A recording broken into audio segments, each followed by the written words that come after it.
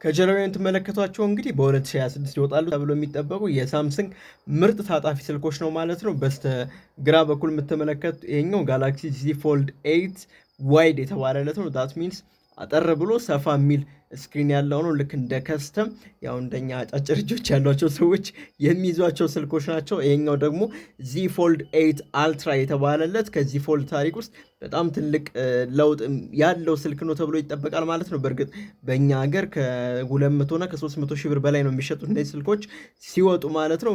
እናንተ ብትሆኑ የትኛውን ትመርጣላችሁ? የትኛውን ለመግዛት እጅ ላይ ቀለል የምትለዋን ነው ወይስ ሞር ፌቸር ያለውን ተለቅ ያለ ይሄኛውን ስልክ ነው የምትመርጡት የሚለውን ሀሳባችሁን ኮሜንት ላይ አስቀምጡልኝ።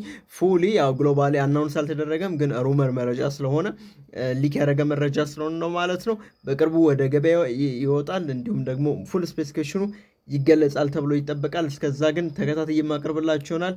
እናንተም ፎሎና ሰብስክራይብ ያደረጋችሁ ጠብቁኝ። መቻችሁ